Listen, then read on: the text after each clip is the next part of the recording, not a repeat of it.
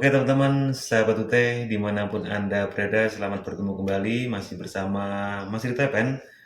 Jadi teman-teman, di video kali ini saya ingin menjawab pertanyaan bagi teman-teman yang saat ini mau menjalankan UAS. Saya tidak akan bosan selagi ada teman-teman yang masih bertanya tentang UAS, mungkin secara teknis, walaupun di video saya sudah saya bahas banyak sekali yang tentang UAS, ternyata masih ada muncul pertanyaan yang sebenarnya ini sudah saya jawab. Tapi karena saya juga butuh konten dan saya juga ingin menjawab secara langsung menggunakan video, dan juga karena bingung mau bikin konten apa yang masih berkuliah di UT, karena sejatinya saya sendiri juga sudah lulus dan tinggal menunggu wisuda. Yang mau dibahas apa dan permasalahan dari mahasiswa UT itu apa, maka yang akan saya bahas adalah yang terupdate sekarang ini, yaitu yang berkaitan dengan ujian akhir semester, yaitu UAS. Jadi pertanyaan yang masih muncul itu seperti ini teman-teman. Ya memang ini ada informasi yang sedikit terbaru ya, yang tentang itu akan saya jawab dari Kak Lasria Septiani Sianturi. Ini baru 7 jam yang lalu bertanya di kolom komentar YouTube saya. Jadi gimana? Lihat gimana Kak kalau ujian online-nya proctoring atau remote proctoring. Nah, ini yang berkaitan dengan video saya sebelumnya. Untuk mengetahui teman-teman itu ikut ujian online atau ujian online-nya itu proctoring atau remote proctoring, itu adalah di KTPU. Tapi di KTPU nanti itu terteranya bukan online proctoring atau remote proctoring ya, tapi ujian online UOMK. Nah, seperti itu. Dan pilihannya kalau UUMK itu nanti pasti akan ujian online-nya itu ujian online proctoring. Jadi kakak datang ke suatu tempat yang sudah ditentukan oleh UT. Jadi kakak datang aja ke sana, nanti semua komputer dan sebagainya sudah dipersiapkan oleh pihak panitianya setempat, yang itu lokasinya sudah ditentukan oleh UT. Dan teman-teman itu datang langsung. Tetapi kalau teman-teman itu yang remote proctoring, itu teman-teman itu mengajukan pada hari H ya, pada hari H jadwal UOMK itu teman-teman itu pasti tidak bisa hadir. Teman-teman bisa mengajukan menggunakan skema itu remote proctoring. Jadi remote proctoring itu sebenarnya bukan dari ketentuan dari UT, tapi pilihan kita. Karena remote proctoring itu disesuaikan dengan teman-teman itu punya fasilitas atau enggak, bukan UT yang menentukan. Kalau UT yang menentukan itu adalah yang UOMK atau bahasanya itu ujian online proctoring, itu yang menentukan oleh UT. Itu didasarkan biasanya karena teman-teman itu punya mata kuliah bentrok ya. Untuk remote proctoring itu bukan UT yang menentukan, tapi kakak sendiri yang mengajukan. Karena kan alat dan sarana prasarana yang dibutuhkan ketika remote proctoring itu kakak sendiri yang yang menyiapkan.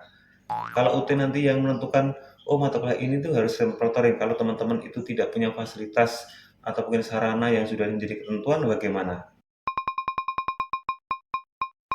Kan repot juga. Maka untuk remote proctoring itu sebenarnya bukan pilihan dari UT, tapi kakak sendiri yang mengajukan. Tapi teman-teman perlu diketahui bahwa untuk mengajukan itu teman-teman melapor terlebih dahulu, dan biasanya itu mungkin 2 minggu sebelum pelaksanaan hari H ya. Karena jenis skema ini biasanya ditentukan oleh masing-masing UT.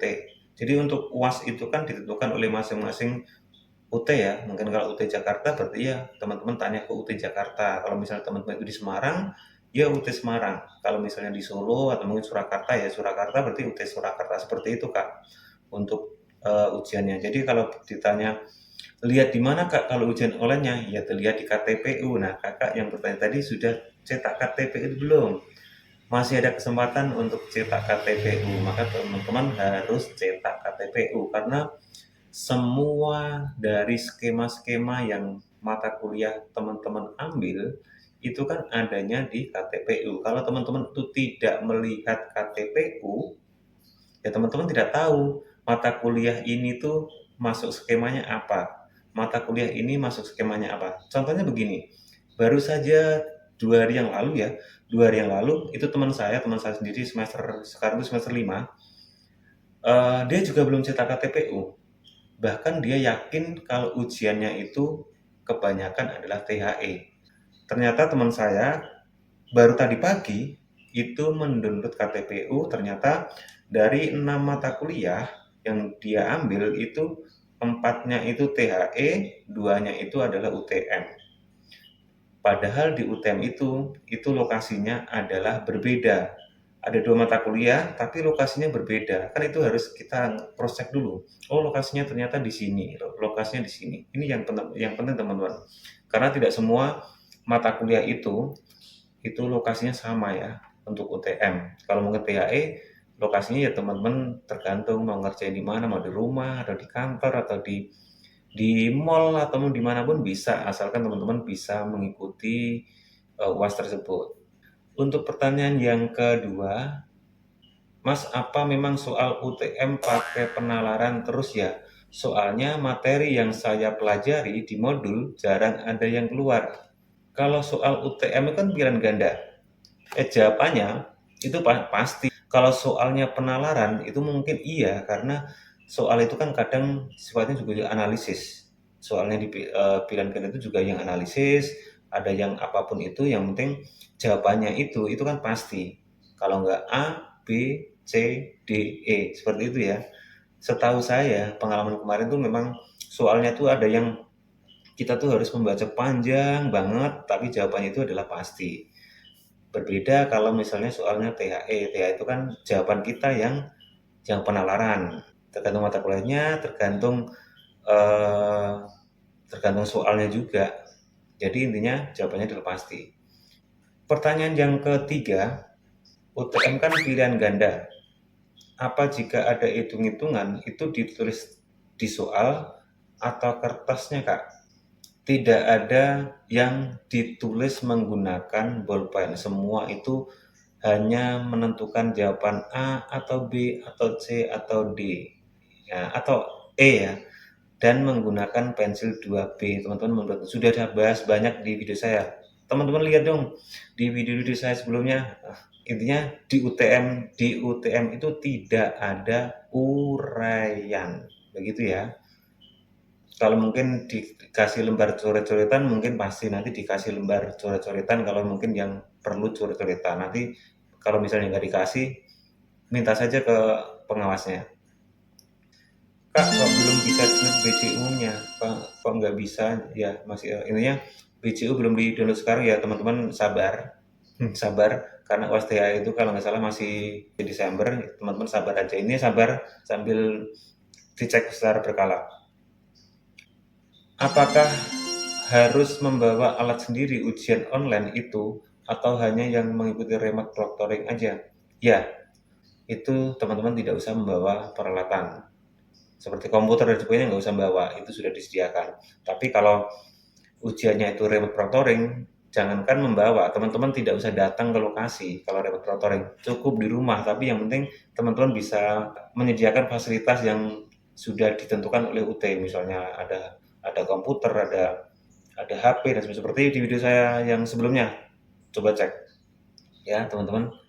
Pak, UTM soalnya apa? Pilihan ganda atau isai? Sudah jawab ya, pilihan ganda. Tidak ada tidak ada isai. Soalnya ada berapa? Jadi tergantung mata kuliah, Kak. Jadi tergantung mata kuliah. Kemarin juga ada yang berbeda, ada yang 40, ada 45. Pokoknya sekitar itu. Sekitar 40 sampai 50. Yang jelas ada yang 40, ada yang 45. Kalau UTM ya, Tapi kalau misalnya UASnya THE, UAS THE itu soalnya tuh kebanyakan tuh 4. Kebanyakan 4. Soalnya tuh hanya 4. Dari soalnya itu hanya 4, tapi teman-teman menjawabnya itu bisa berlembar-lembar. Saya biasanya rata-rata kalau saya kan menjawabnya itu nggak tulis tangan ya, tapi pakai Microsoft Word ya. itu rata-rata itu bisa 7 sampai 10 lembar. Biasanya rata-rata 7 sampai 10 lembar karena dalam satu nomor itu beranak. Jawabannya itu bisa beranak. Bisa satu nomor itu bisa 2 lembar sendiri itu.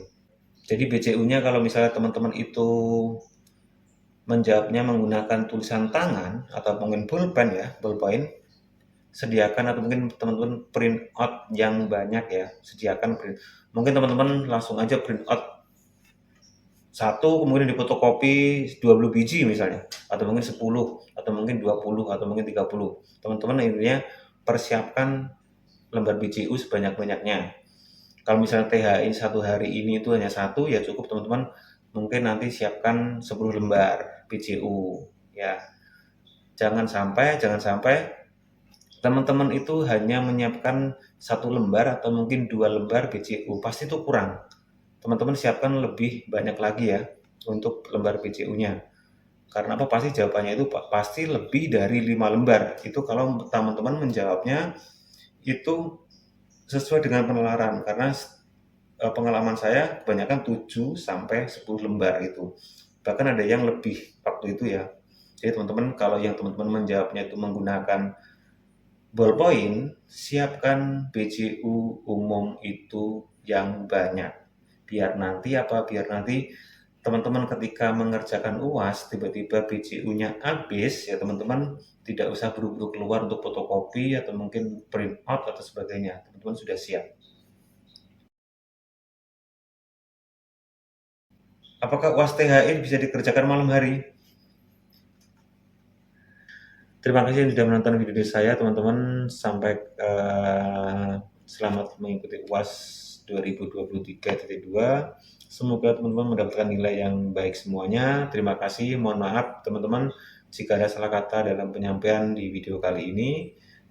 Sampai jumpa di video saya selanjutnya. Bye bye.